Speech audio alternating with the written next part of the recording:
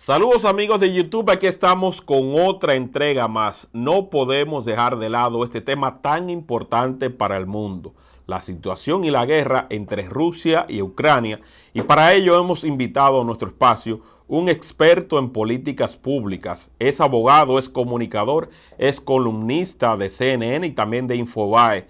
Es un prestigio para nosotros tenerlo en este espacio. Es un dominicano conocido como Giovanni Vicente Romero. ¿Cómo te sientes, Giovanni?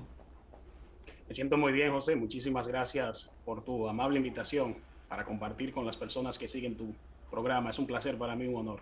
Qué Gracias. bueno. De verdad que nos prestigias teniendo en cuenta la hoja de vida tuya, la forma que te has desempeñado y sobre todo la manera en que explicas el contexto de situaciones que comúnmente están ocurriendo en el mundo, en Latinoamérica, en la República Dominicana y de alcance global. Vamos de lleno con este tema de Rusia y de Ucrania. Dice, yo quiero saber por qué, a pesar de los avances que ha tenido Vladimir Putin sobre el territorio ucraniano, todavía persiste la guerra. Nuevamente, muchas gracias por la invitación. Para mí es un honor estar aquí compartiendo contigo. Una persona que admiro mucho por su profesionalidad, una persona que he seguido alrededor de los años.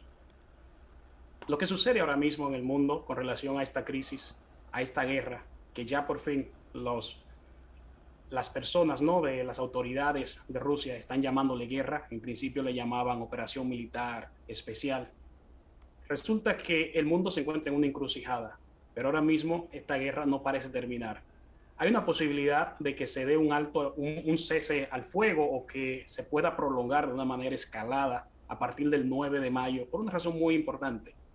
Las potencias como Rusia y especialmente esos países que se dedican, ¿no?, a la disrupción, como el caso, por ejemplo, de Corea del Norte, aprecian mucho la importancia de las fechas simbólicas y el 9 de mayo entonces se va a celebrar un aniversario más de la victoria rusa sobre Alemania en la Segunda Guerra Mundial. Entonces hay mucha posibilidad de que suceda algo ese día, que la guerra pare, que la guerra puede entonces escalar a un segundo o a un próximo nivel en términos bélicos, o que se haga un llamado a la paz.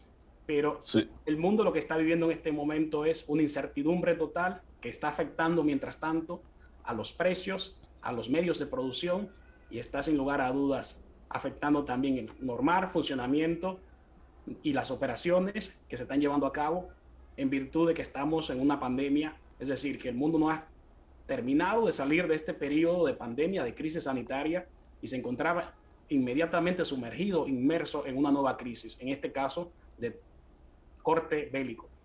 Sí, así mismo es, pero con lo que Putin ha conseguido en materia de controlar parte del territorio que le pertenece a Ucrania, ¿no es suficiente o hay algo más que él esté persiguiendo que nosotros en este momento quizás no nos estemos dando cuenta? Lo primero es que Putin no juega, como he dicho en el pasado, no juega el ajedrez geopolítico de la misma forma que el resto de los actores. Es decir, él tiene su propio manual, tiene su propio libro político. Es difícil descifrar cuáles son los verdaderos objetivos de Putin, es muy difícil saber cuáles son las cosas que él está buscando, pero sin lugar a dudas, Putin, que está en un país que tiene una marcada vocación imperialista, lo que está buscando es regresarle a Rusia su antigua gloria. Es decir, volver a Rusia relevante y prominente en el escenario internacional, darle mayor importancia al país que ha venido perdiendo en los últimos años. Ahora mismo tenemos que tener en cuenta que cuando estamos ante una persona o un tipo de liderazgo, en este caso autócrata, un liderazgo autoritario, que no delega y que centra las decisiones en torno a su persona, es difícil desde un punto de vista psicológico, si le haces un perfil a esta persona, saber cuáles son sus verdaderos motivos. Probablemente él lo que quiere es volver a tener otra vez relevancia, como he dicho en el principio, y sin lugar a dudas, con esto, Putin lo que está buscando es decirle al mundo, a la arena internacional, de que él tiene un espacio en la mesa de discusiones y de que él tiene el botón, quizás, el botón nuclear, por lo cual todos deben escucharle. Claro. ¿Qué te parecen las sanciones que ha aplicado Estados Unidos en torno a este conflicto? Han obtenido buenos resultados o simplemente le han dado mucho más excusas para que Putin continúe justamente ejecutando esas acciones en contra de Ucrania? Por supuesto, las sanciones generalmente tienen un efecto y este efecto muchas veces es contrario. Lo que logran es que los pueblos, que las ciudadanías que están sufriendo los efectos de forma directa puedan agriarse, por llamarlo de alguna manera, y puedan alimentar sentimientos diríamos nosotros, negativos. Entonces, en este sentido, lo que se está buscando con esto es debilitar a Rusia y es el principal objetivo que tiene Occidente. Occidente está aprovechando esta crisis con Ucrania, que en este caso estamos hablando de una batalla al estilo David y Goliat. Entonces, Occidente se ha puesto del lado de Ucrania con el objetivo ulterior de debilitar a Rusia y por lo tanto restarle relevancia a Rusia, como he mencionado en el principio. Estas sanciones ya Rusia ha estado ahí en el pasado y ha podido sobrevivir. Rusia es un país que a lo largo de su historia, cuando era la antigua Unión Soviética, se habían acostumbrado a estar siempre aislados políticamente, geopolíticamente, internacionalmente y también a estar sufriendo o a tener impuestas sanciones. Por lo tanto, ellos han creado cierta capacidad de resiliencia, cierta capacidad de adaptación a estas cosas. Recordemos que en el 2014 Rusia hizo algo parecido, invadió otra región de Ucrania, en este caso Crimea. El mundo en ese momento estuvo sorprendido, el mundo lo condenó, pero no pasó nada. Es decir, Rusia no tuvo sanciones reales, efectivas, que tengan un impacto auténtico, ¿no? Y entonces lo que sucedió es que sufrió una pequeña crisis económica producto del desplome de su moneda, pero mira dónde está Rusia en este momento. Rusia emergió nuevamente, por lo cual yo creo que esas sanciones no han sido suficientes en este momento, han sido más que todo simbólicas y probablemente están haciendo daño económico al país, pero no tanto así como para lograr el descontento de la población y la población entonces se le pueda revelar a Putin qué es lo que realmente se está buscando. Se está buscando con esto ponerlo contra la espada y la pared y entonces poner al pueblo en una esquina en la cual tenga dos opciones, ¿no? O mantenerse aliado a Putin o simplemente como un roedor acorralado, saltar y morder a esa persona. Sí, se teme a que se pueda iniciar una tercera guerra mundial. ¿Hay posibilidades reales de que esto acontezca o es simplemente una amenaza de Putin para calmar a Occidente y que le dejen seguir operando dentro de Ucrania? Lo primero es que debemos entender que para que inicie una tercera guerra mundial o una guerra mundial en general, se necesita el involucramiento de todos para que sea llamada mundial. Ya a partir de ahí tenemos que descartar esta posibilidad porque Europa y los países de Occidente, aunque de manera simbólica y en la retórica, le han dado el apoyo a Ucrania como visualizándola como la potencia débil en este sentido, enfrente a una potencia suprapoderosa. Entonces ellos se han mantenido con sus reservas, se han mantenido apoyando a Ucrania de manera tímida. Estados Unidos en principio así lo hizo. Estados Unidos ni siquiera estaba de acuerdo con llamar a Putin criminal de guerra en ese momento porque tenía sus reservas, estaba esperando cómo se desarrollaban los eventos, hasta que Estados Unidos ya adoptó una posición frontal y ahora mismo es el país que ha aportado mayor cargamento o mayor asistencia militar. ¿Qué sucede? Se necesita que los países se involucren para que sea una tercera guerra mundial. Lo que ha habido aquí es una OTAN que critica la guerra, critica estas acciones de Rusia, pero no se involucra y sin lugar a dudas también pasa lo mismo con la Unión Europea, que es súper importante. Pero esto manda un mensaje muy, muy fuerte y es que si pasa en Ucrania y no sucede nada, no hay repercusiones reales, no hay una verdadera consecuencia, entonces puede pasar en cualquier país de Europa. Y eso sí sería peligroso, eso sí traería temor a estos países europeos y probablemente entonces podrían alinearse en un bloque, ¿no? Como bloque para hacerle una oposición frontal a Rusia. Pero en este momento ellos lo que están buscando es precisamente debilitar a Rusia y puede tener esto un mensaje o un efecto contrario porque entonces al debilitar a Rusia puede fomentar un caldo de cultivo para que la ciudadanía rusa otra vez vuelva a crecer con esos sentimientos de rechazo hacia todo lo que representa Occidente, aquella hegemonía, ¿no? Aquellos dos polos totalmente extremos que existían en el pasado de la Guerra Fría, Occidente contra Rusia, capitalismo contra comunismo, etcétera. Es como una resemblanza de aquello que pasó en aquel momento. Además de debilitar en el plano militar, como ya dijiste al inicio de la conversación, Estados Unidos persigue otros objetivos dentro de Ucrania. Bueno, por supuesto, Estados Unidos siempre tendrá su plan B, su plan C, incluso su plan D, y quién sabe si hasta la Z. Cuando tú pones todas las posibilidades y las variables que pueden suceder, tú las pones sobre la mesa, tú ves cómo se pueden mover esas fichas en ese juego de ajedrez y por lo tanto tú sabes cuál será tu siguiente movimiento. Estados Unidos está ahora mismo inyectando mucho dinero a Rusia. Estamos hablando de 46.000 millones de dólares. Eso significa que Estados Unidos ya ha enviado A Ucrania, sí, a Ucrania.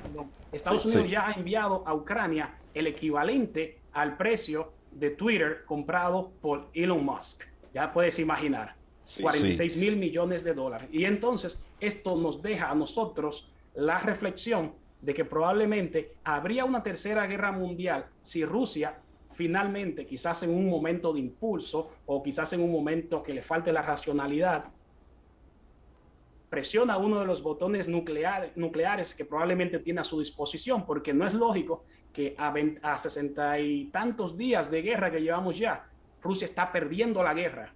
Y es totalmente sorprendente cuando el país pequeño ha demostrado firmeza y el país grande con todos los recursos militares no ha podido terminar la guerra, cuando lo que había hecho o lo que había dicho en principio es que esta sería una operación militar especial y que cuando se cumplan esos objetivos se iban a retirar. Eso no ha sucedido, pero no me sorprendería si Putin comete o al menos incurre en alguna acción precipitada.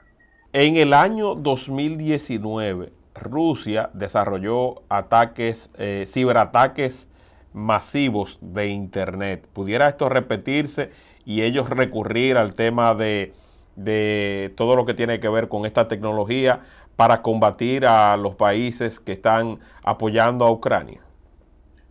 Hay un dicho muy importante que reza de la siguiente manera: el crimen no descansa. Yo no creo que esos intentos hayan cesado. La diferencia es que es muy difícil probárselo a Rusia, en el sentido de que Rusia está caracterizada, probablemente es una política institucionalizada de Estado, que ellos niegan cualquier implicación en semejantes acusaciones, en semejantes hechos.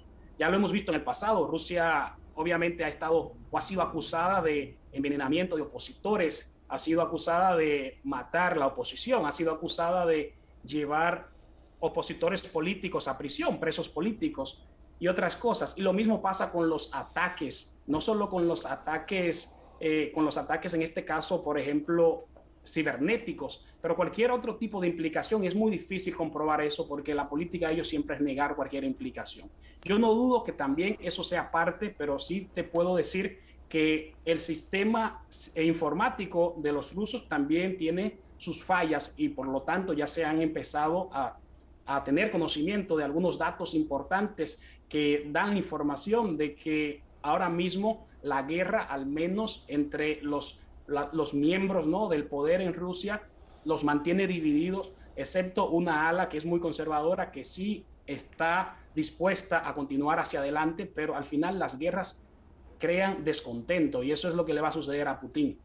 Claro. ¿No crees tú que esta reacción de Putin obedece a la presión permanente de que Estados Unidos quería, de alguna u otra forma, incluir a Ucrania dentro de la OTAN e instalar todo un sistema antimisiles, y que se produjera allí, pues entonces, una situación que diera pie a que Rusia se sintiera más vulnerable? La geopolítica no ha variado mucho de lo que siempre ha sido, ¿no? Un conjunto, un sistema de alianzas estratégicas. Y probablemente si Ucrania pasa a la OTAN, primero esto le va a dar mucho mayor protección a Ucrania, que es un país que históricamente, aunque es muy cercano a Rusia por lazos muy fuertes, también tienen su historia, ¿no?, de confrontación, y ya lo vimos en el 2014, lo he mencionado anteriormente. Entonces, ser parte de la OTAN le va a dar un estatus superior a Ucrania que el que tiene en la actualidad, incluso mucho mayor que ser parte de la Unión Europea, y son dos planes estratégicos que Ucrania ha estado trabajando en los últimos años, han hecho solicitudes formales para ingresar a estos organismos internacionales. Porque cuando tú eres parte de la OTAN, si un país de la alianza es atacado, entonces entra en juego la alianza completa. Es decir, aquí somos todos para uno y uno para todos. Y uno Y para eso sí todos. simbolizaría y eso implicaría una entrada a una guerra mundial, porque entonces estamos hablando que en la OTAN hay países muy poderosos, y ya cuando estos países se enfrentan directamente contra Rusia, estamos hablando de algo que no es más que una tercera guerra mundial. Claro. Según tus análisis, ¿qué requerimientos pudiera hacer Vladimir Putin al presidente de Ucrania, Zelensky, para poner fin a este conflicto bélico? Bueno, el requerimiento es muy simple. Yo pienso que en el caso de Ucrania, Rusia va a solicitar que, primero, Ucrania no entre a la OTAN. Segundo, que no entre a la Unión Europea. Tercero, probablemente que Ucrania reconozca a sus regiones independentistas que se sienten más rusas que ucranianas. Eso significaría que Ucrania perdería terreno, perdería territorio y por lo tanto perdería influencia porque estaría siendo dividida. La división, eso es lo que causa. Entonces, hay unos estados bien pequeños, un caso similar a lo que sucede, por ejemplo, en España con Cataluña, que son parte de un reino, pero quieren ser independientes. Pues lo mismo sucede en Ucrania. En Ucrania hay unos estados pequeños, unas regiones que se han declarado independientes, han aprovechado esta coyuntura política para hacerlo, y Rusia ha aprovechado eso, obviamente, para darle el apoyo a ellos y para decir que los está apoyando y por eso está tratando de salvaguardar vidas de ellos, etcétera. Lo que siempre sucede en las guerras, que muchas invasiones, muchas ocupaciones suceden porque el opresor dice, tuve que entrar porque tengo que cuidar o salvaguardar la vida de mis ciudadanos en ese lugar. Sí. ¿Hasta dónde pudiera aguantar la Unión Europea el alto costo de los combustibles y su dependencia del gas natural de Rusia, tomando en cuenta de que la situación pueda agravarse? Bueno, es una gran disyuntiva, es un gran dilema que tienen los europeos porque ellos acceden de forma obviamente, con muchos beneficios al gas ruso, por ejemplo, a los combustibles. Entonces, esto ahora tener que darle la espalda a Rusia porque le están enviando un mensaje contundente de que no están con ellos, de que no apoyan lo que está sucediendo, de que lo rechazan.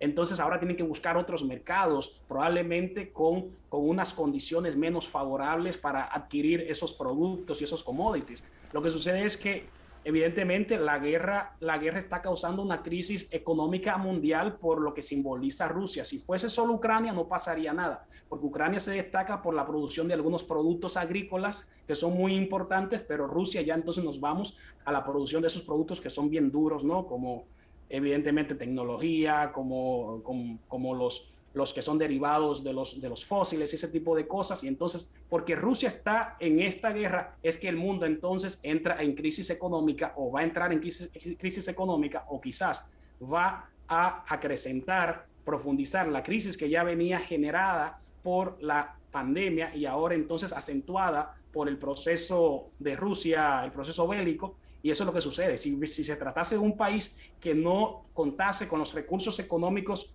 naturales de Rusia y que no sea tan exportador como Rusia, pues eso sería un conflicto aislado de dos países y punto. Sí. Pero no es un conflicto aislado. Ese conflicto nos envuelve y nos involucra a todos. El papel de China. China es aliado firmaron todo un tratado con Rusia, pero ha estado en una posición como distante. Eso le hace mucho daño al mundo, que ellos no quieran definirse en algunos puntos y que ese silencio pues entonces le dé pie para que la destrucción pueda ser mayor de Rusia hacia Ucrania y lo que se proponga de ahí en adelante. Como yo he dicho en el principio, Estados Unidos estaba tímido. Estados Unidos, que siempre tiene esa especie de rol de policía del mundo, no quería involucrarse mucho al principio. Entonces, luego identificamos que había una tercera persona, había un tercero en este conflicto que tenía la llave para abrir la solución, que es China. China tiene la oportunidad de emergir como el país que pueda desatar este nudo que está sucediendo a nivel mundial. ¿Por qué? Primero porque los rusos no van a escuchar un consejo de los americanos por razones lógicas, ideológicas e históricas.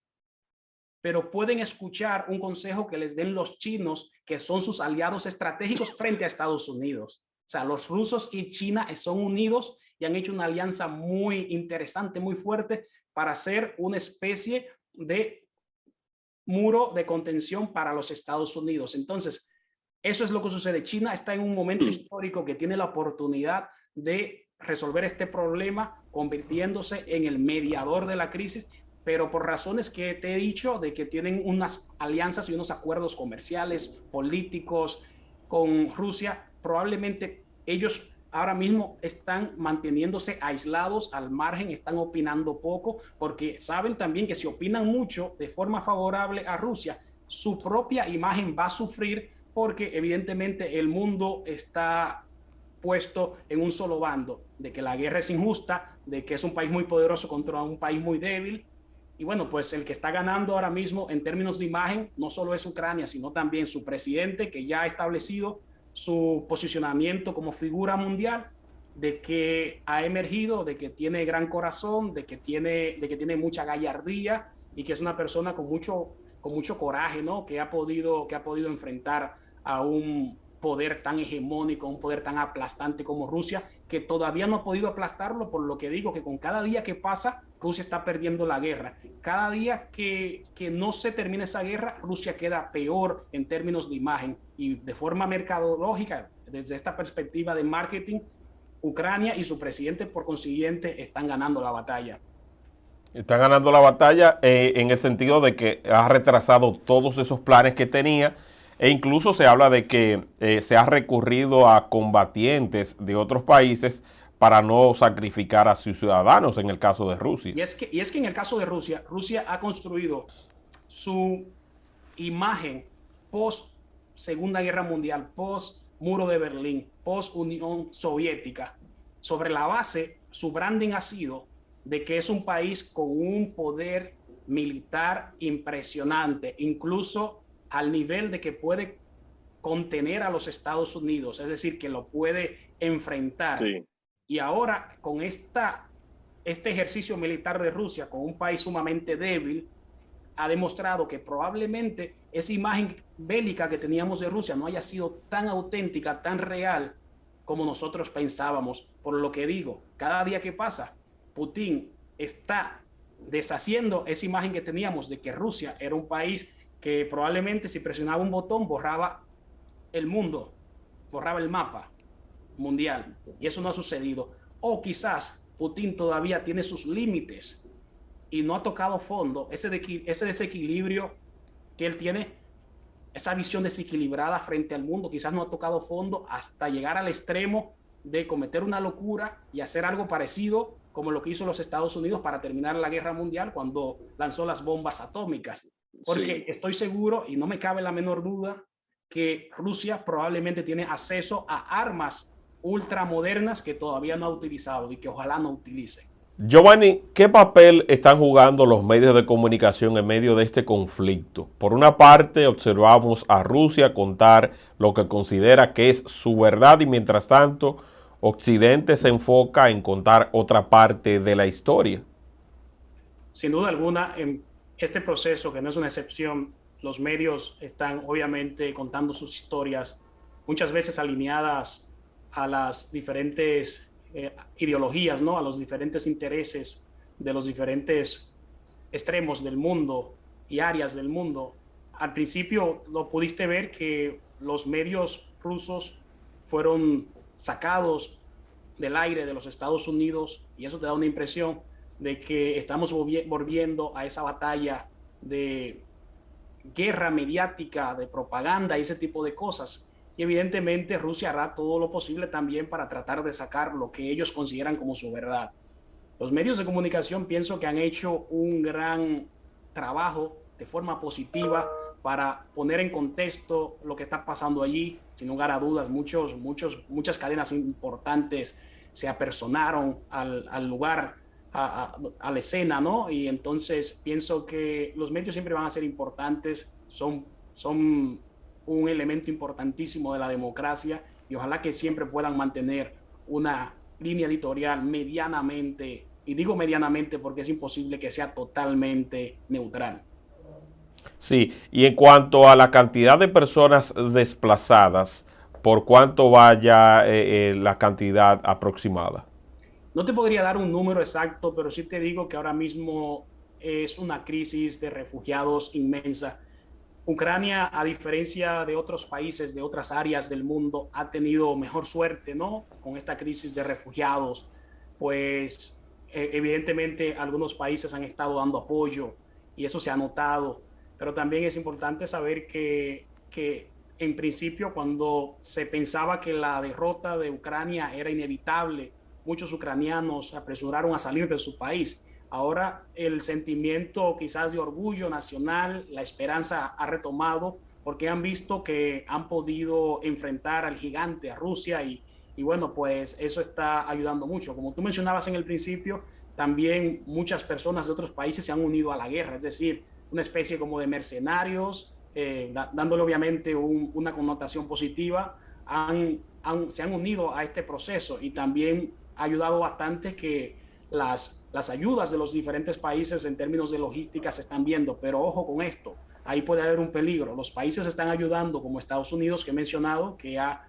dado más de 40.000 millones de dólares, pero de acuerdo a fuentes, esta asistencia técnica viene también con una asistencia de acompañamiento para ellos poder administrar y cuidar esos armamentos que están entregando. En otras palabras, puede ser que algún país de Occidente, y no dudo que sea Estados Unidos, pueda obtener algún tipo de base en Ucrania y eso sin lugar a dudas va a significar que ellos van entonces a poner sus posiciones, sus fichas en este juego geopolítico del mundo. Sí, quizás eso es lo que finalmente entonces, además del debilitamiento de Rusia, pues están persiguiendo, porque financiar al nivel que lo están haciendo a Ucrania no debe ser algo meramente para proteger a esa nación, sino que Estados Unidos se presume también que tiene otros intereses, como tú dijiste también, que uno no El sabe. dinero nunca se da de forma gratuita, No, no, y sobre todo tomando en cuenta que estamos sobrepasando una crisis mundial. sin duda. Con relación a Irán, a China y a Rusia, pudieran alinearse en un eventual conflicto que se pueda extender más allá de esas fronteras de Ucrania y que si así Vladimir Putin lo necesita, estén ellos dispuestos a darle esa ayuda. Estos países, todos de manera particular, tienen sus propios intereses y tienen su propia historia respecto a Estados Unidos. Tienen su propia historia con Estados Unidos y sus propios asuntos que han venido lidiando por los últimos años, décadas incluso. Cuando se trata de tener una posición que sería en frente a los Estados Unidos, entonces ellos se unen más que nunca. Es decir, en este momento, tanto Irán y otros países como Corea del Norte están manteniendo una especie de timidez, obviamente sin dejar caer su apoyo a Rusia, aunque sea de manera simbólica, aunque sea en el mensaje y la retórica, pero no están introduciéndose plenamente al conflicto porque están esperando que se sigan desarrollando las cosas. Pero una vez que ya Estados Unidos ponga un pie en Rusia, y cuando digo poner un pie me refiero a que Estados Unidos se una a la guerra, que es algo que no veo factible ni veo posible en los próximos meses si es que esta guerra se extiende. Entonces ahí ellos sí tendrían un motivo para unirse y ponerse del lado de Rusia, porque al final de cuentas, te voy a decir algo, el fin ulterior es Estados Unidos, porque el mundo, aunque la Guerra Fría terminó, el mundo sigue todavía dividido, está polarizado entre esas dos vertientes, entre dos miradas diferentes del mundo. Y aunque ya hoy no se hable de capitalismo y de comunismo, se hablan de otras cosas, se hablan de los mercados financieros, se hablan de otro tipo de influencia que se tiene que lograr. Claro. ¿Quién pudiera haber manejado mejor esta situación? ¿Joe Biden o Donald Trump? Es una pregunta bastante interesante, pero si nos vamos a hacer un análisis desde el punto de vista psicológico de cuáles son los rasgos de las personalidades de estos dos líderes y cuáles son los tipos de liderazgo, cuando tenemos que Joe Biden tiene un liderazgo democrático, que delega, que da participación, mientras que en el caso de Donald Trump hay un liderazgo que está categorizado dentro de lo que se conoce como liderazgo autoritario, transaccional, de que es un sistema de recompensas y castigos, y al mismo tiempo es un liderazgo que es totalmente dominante porque el presidente tiene que brillar.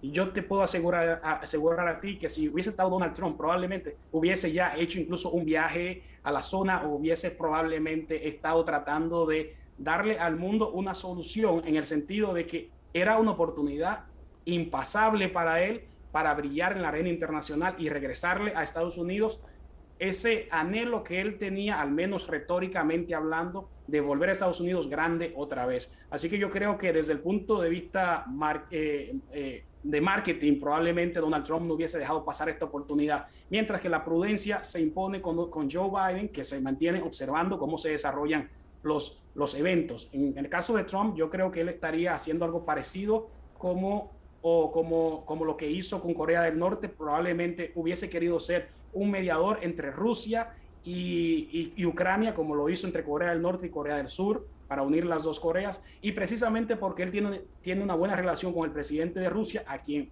confesamente ha dicho que admira, le ha dado elogios en público muchísimas veces, y aunque tenía atrás una mancha que le seguía, que es que el gobierno de Estados Unidos, el Congreso, piensa que Rusia tuvo injerencia para que Trump fuera presidente de los Estados Unidos, pero de seguro que Trump hubiese tratado de tener una especie de protagonismo, porque al final de cuentas su modelo de liderazgo y su personalidad, de eso es que trata, de ser una persona que se impone, que tiene un criterio que no respeta las normas de la corrección política, y sin duda, obviamente, iba a tratar de aprovechar el momentum. Sí, y que hay de cierto de esas pues teorías y datos que se ofrecen a través de internet de que Hunter Biden tiene o tenía negocios en Ucrania. Bueno, no te podría decir que hay de cierto. Lo que sí te puedo decir es que ese es un rumor totalmente generalizado en Estados Unidos, pero en específico previo a la elección de Joe Biden, porque lo estaban utilizando obviamente como una arma de campaña para restarle puntos a ese candidato, porque su hijo tenía negocios con esas empresas, ¿no? Y en esos países. Pero obviamente esto fue después una caja de Pandora que se convirtió en una trampa para el cazador. El cazador terminó atrapado porque uno de los motivos por los cuales el presidente tuvo que tener un juicio político en el Congreso fue precisamente porque había pedido al presidente de Ucrania, Zelensky, que dijese, o por lo menos que expusiera todos los supuestos negocios sucios que tenía el hijo de Biden en Ucrania. Entonces, obviamente perdió relevancia el tema porque fue visto como un mecanismo o un recurso de campaña, una arma de campaña, por decirlo de alguna manera.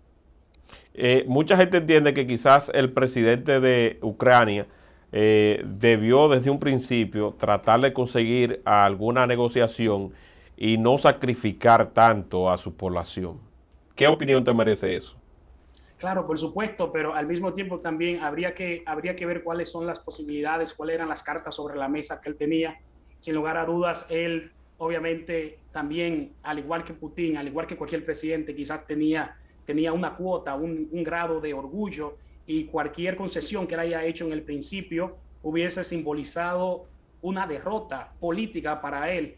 Le hubiesen pedido quizás la renuncia para tener un líder de transición o un líder que pueda evidentemente navegar el país en esas aguas tan turbulentas de una crisis cuando hay un posible ataque a la puerta de la esquina o a la esquina, no, sería importante. Pero yo pienso que él lo que ha hecho es aprovechar la situación para sacarle provecho desde el punto de vista de que ya es una figura mundial, es una figura conocida en todo el mundo, está tratando de mostrar evidentemente que sí puede. Lo que creo que está tratando de hacer es romper un paradigma, decirle al mundo que él puede derrotar a Rusia, y ojalá que tenga suerte en sus propósitos y pueda preservar vidas de ciudadanos de su país, y al final que esto termine, porque es una guerra sin sentido cuando lo analizamos.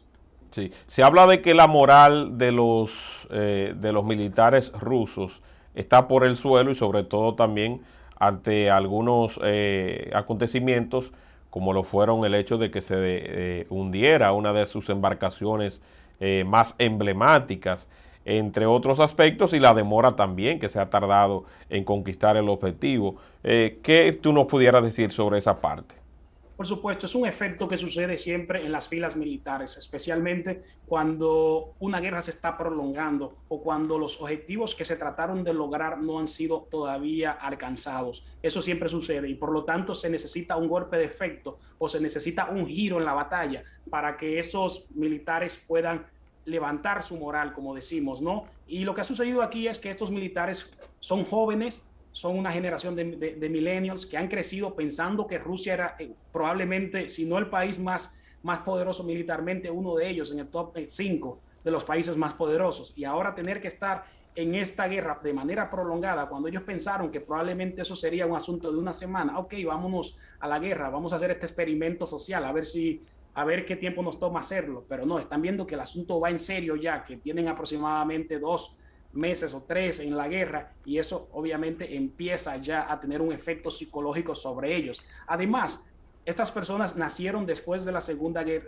nacieron después de la Segunda Guerra Mundial, nacieron después de la caída del muro de Berlín, nacieron en la apertura, si se le puede llamar de esa manera, de Rusia, y por lo tanto ellos no guardan esos sentimientos del pasado que dividían naciones, y es muy probable que esos jóvenes lo que quieren es integrarse al mundo. Y estas posiciones, estas posturas que adopta la Rusia de Putin, lo que hace es que los aísla.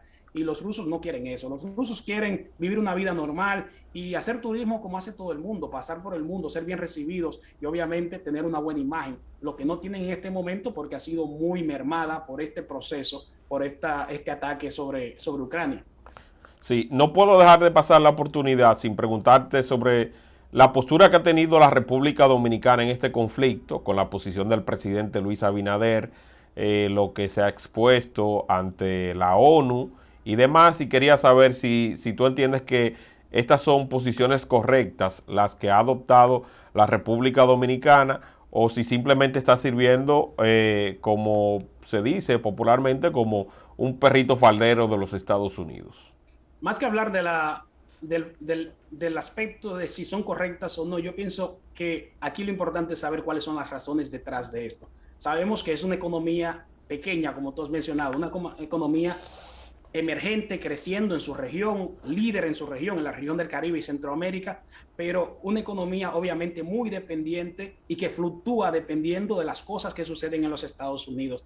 Y evidentemente es el mayor socio político que tiene la República Dominicana. Yo pienso que con eso lo que han hecho es ser cautelosos, ponerse donde el capitán les vea, y algo al estilo como sucedió cuando la Segunda Guerra Mundial, que en aquel momento Trujillo me parece que se excedió, obviamente ponerse de un bando y declarar guerras, ese tipo de cosas. En este momento no ha sido así, pero eso es lo que está pasando. Yo creo que Estados Unidos también es seguro que ha ejercido algún tipo de influencia o algún tipo de presión a través de sus consulados y de sus embajadas para que los países que de alguna manera comercial o políticamente tienen nexos, lazos con ellos, puedan entonces alinearse bajo un emblema, bajo un mensaje o una posición. Y eso es lo que está pasando quizás en República Dominicana. ¿Qué yo haría? En mi caso, fuera muy cauteloso con tomar posiciones absolutas, porque tú nunca sabes, la situación se puede cambiar y al final lo que era blanco puede resultar que es negro y cambiar. Entonces, es algo parecido como lo que se hizo en el principio del gobierno, cuando el gobierno adoptó una posición muy determinante sobre su política frente a Estados Unidos en detrimento de su política frente a China, y marcaron una línea entre Estados Unidos, China y República Dominicana y dijeron: nosotros a partir de ahora somos más cercanos a Estados Unidos y seguimos siendo amigos de China, pero en temas de seguridad nacional no tendremos acuerdos con ellos, ni marítima, ni nada de esas cosas. Entonces, yo pienso que en ese sentido, esa posición quizás fue un poco precipitada, no era necesaria. Esas mismas cosas que ellos dijeron se podían hacer sin haberse dicho. Claro, quizás era preferible mantener una posición neutral. Todo eso que República Dominicana ha dicho se podía hacer en la práctica sin tener que haber sido dicho. Claro, una posición neutral, obviamente, mientras estás observando. Al principio no se sabía cuál iba a ser el devenir, cuál iba a ser el desenlace de este proceso bélico. Y ya, bueno, pues ya estamos viendo que sí, que el mundo está despertando, que Europa, que estaba tímida y que tenía sus reservas al principio, ya está tomando una posición, está uniéndose. Y cada vez más Ucrania está recibiendo apoyo internacional. Al principio eso no estaba muy claro. No estaba muy claro. En el papel, todo el mundo estaba a favor de Estados Unidos, de Ucrania, pero en la práctica todos tenían sus reservas y esas cosas. Yo pienso que una posición desde la cual tú puedas observar lo que se está desarrollando te hubiese dado mayor inteligencia y mayor información para entonces saber cómo mover tus fichas a posteriori. Así mismo es. Bueno, Giovanni, Vicente Romero, por favor, ofrece tus redes sociales para que la gente pueda seguirte, para que la gente pueda darte apoyo y sobre todo estar atento a todo lo que tú estás escribiendo desde CNN, desde Infobae. Este ha sido un encuentro placentero, positivo, muy bueno, el cual valoro que tú, a pesar de tener una agenda bastante intensa, porque también eres catedrático en materia de comunicación, pues haya sacado ese instante para nosotros. Pues para mí es un gran placer. Muchísimas gracias por invitarme a tu programa, a tu medio, que es un lugar, ¿no? Una plataforma que realmente respeto mucho, tiene mucha admiración, como he dicho en el principio, por la forma en que tú la has desarrollado. Y te he venido dando seguimiento desde el principio, así que me siento muy bien aquí. Me sentí, obviamente, como que llegué al lugar donde había estado siempre y te lo agradezco. A mí las personas me pueden encontrar por mi propio nombre, ¿no? Giovanni Vicente Romero, y ojalá que podamos compartir e intercambiar impresiones en algún momento. Me pueden encontrar a través de Twitter o las otras plataformas similares, Instagram, siempre a la orden, y ojalá que podamos simplemente seguir aportando a la conversación, contribuyendo al debate y que esta conversación pueda ser mucho más inclusiva y pueda ser mucho más consensuada. Sí mismo es. Bueno, gracias. Que pases un feliz resto del día. Que Dios te siga bendiciendo, iluminándote el camino y que sigas representando a los dominicanos de una manera digna, de una manera respetuosa, de una manera que nos llena de orgullo. Así es que éxitos en tu carrera. Muchísimas gracias. Esas bendiciones rebotan hacia ti. Amén. Bueno, pues seguimos con las exclusivas de José Peguero. Recuerden compartir este contenido para que siga llegando a mucho más personas y apoyen a Giovanni Vicente. Bye, bye.